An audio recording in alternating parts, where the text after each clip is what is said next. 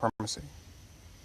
And with this particular video, I want to talk about Charlemagne the God being an example of the pitfalls of self-righteousness, of black self-righteousness. I got to talk about this. And before I start, I don't want to say that I'm saying that Charlemagne the God is guilty. I know he's under attack by the media. He's being defamed by the media, social media, individuals that make money, real AdSense, just like the Breakfast Club. They make money off of gossiping and destroying black figures. So they have to concoct and manufacture these dramatic situations and circumstances. They have to furnish these dramas in order to make money. They have to rehash events that happened 15 years ago. They're thirsty. They have to make money on YouTube by any means necessary. They have to stay relevant. They have to have cutting edge gossip and drama and controversy at the cost of black figures. This is a fact because black demise is lucrative. When XXX got murdered, his record companies made money. If Tekashi 6ix9ine was robbed and pistol whipped, the record companies made money. The bloggers and vloggers made money. There's a social media industry of death, and the Breakfast Club is capitalizing off of that itself. It makes money off keeping this gossip and rumors and shit going. And now Charlemagne is a victim of the shit that he has made a career off of doing. This is a fact. This is some shit that happened 15 years ago. We have to get past it. He settled this with the courts in a very civilized manner with the so-called legal system. You have to get past it. But no, you won't, because you can still make money off the gossip and the rumor report. You can still make money off of it. It's still lucrative. Black destruction of public figures, of influential figures, it's lucrative.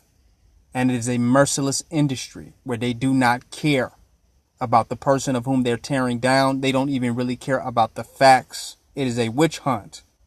That's what happened to Cosby. That's what happened to R. Kelly. And that is what is happening to Charlemagne the God and other individuals. Usher, and the list really goes on. They can capitalize off the demise of our public figures. That's what Charlemagne the God is going through. However, the contradiction or the irony of this story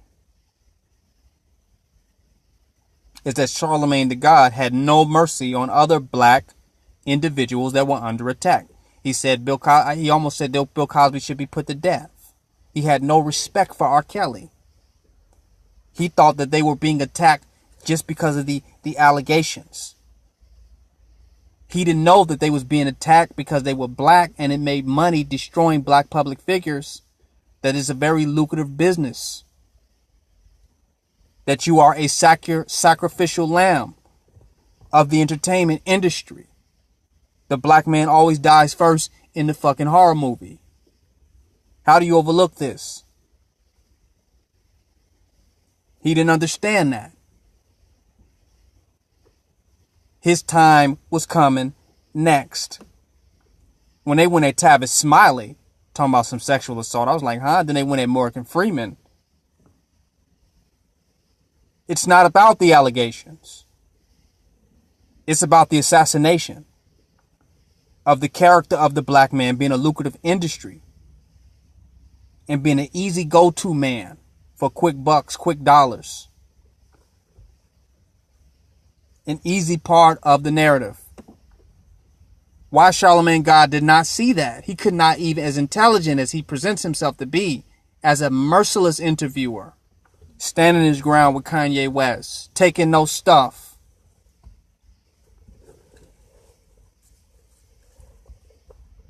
Getting into it with what I believe, what was it, Gucci Man, Birdman? No respect. No mercy. Hardcore. But now when it comes to him, oh, that happened 15 years ago. That's over with. We're supposed to believe him and take his word for it, which I do. But he couldn't take Bill Cosby's word for it, and he was not there. Oh, somebody close to me said that these allegations were true and they would never lie to me, blah, blah, blah. Anybody can fucking lie. You was not there. We was not there with you in that club with that young lady who claimed she was drugged and raped. We wasn't there. But you want us to take your word for it. We should understand that you're basically just under attack as a black man. That now the feminist movement is targeted you. There's the Mute R. Kelly movement, the Me Too movement. They're targeting you now. We should understand. But you never showed any understanding with your platform. You've been a black male feminist when it comes to these allegations and accusations thrown out about these entertainers. And now they've pulled your card. They've pulled your card, and now will you change the narrative?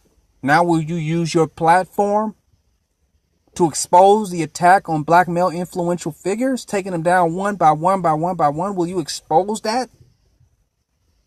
That is not rooted in respect for women or womanhood or security or safety for black women or young women, that these attacks are not rooted in that these are vicious and malevolent attacks for financial gain, and to keep these particular figures from rising up as being influential voices of power and position in the community, that one day they can sway their followers and those who listen to them against the machine, against the system, and against the beast. So whenever you're getting too powerful, they have to check you and shut you down in some particular manner. And they're using this Me Too movement. They're using this feminist movement,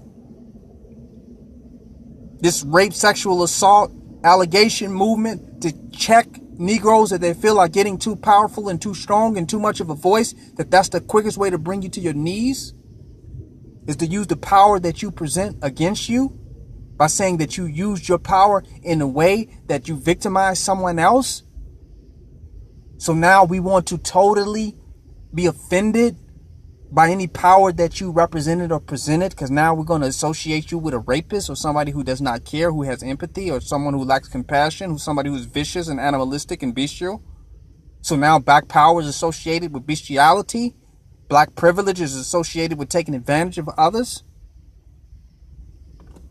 This is by design. This is a specific attack on a god, Charlemagne the God.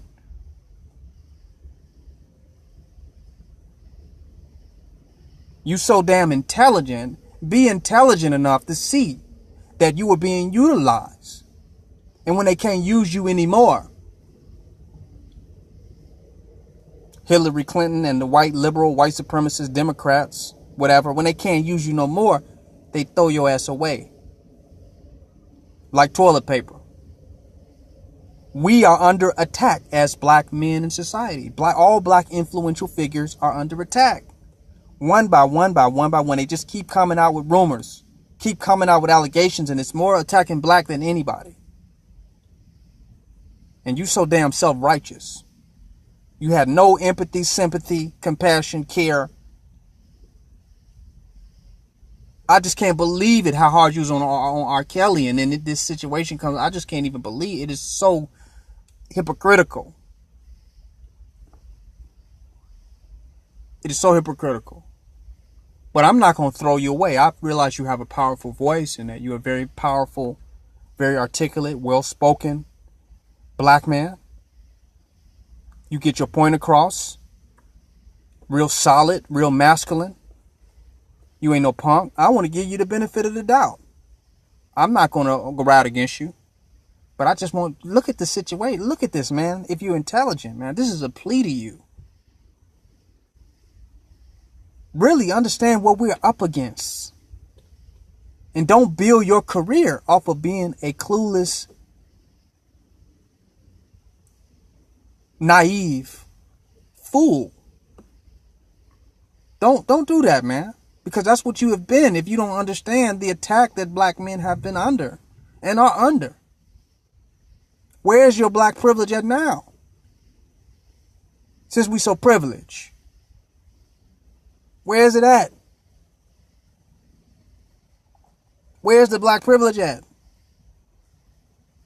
The only privilege is the one we give ourselves, and we should at least as black men give ourselves the privilege to be objective and to really look at the facts and really contemplate, irregardless of how much we want to condemn each other. We have to look at the war we're in.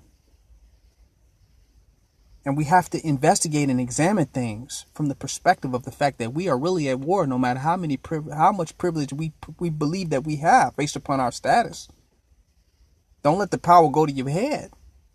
You was trying to explain this to Kanye West. But you yourself have fell victim to that. You fell on your sword on that. When you joined these feminists in an attack on black male influential figures without even taking into consideration that this was a witch hunt, that you were next. Doesn't matter what the allegation. It's not about sex assault and rape. It's about tearing your ass down. And this is a for sure technique. It's a for sure tactic that they are using consistently over and over and over again. I don't want to go too far on this, but it's just deep. This is an example of the pitfalls of being so damn self-righteous that you think you're better than another. And you want to show how moral you are by judging others too quickly to prove how moral you are.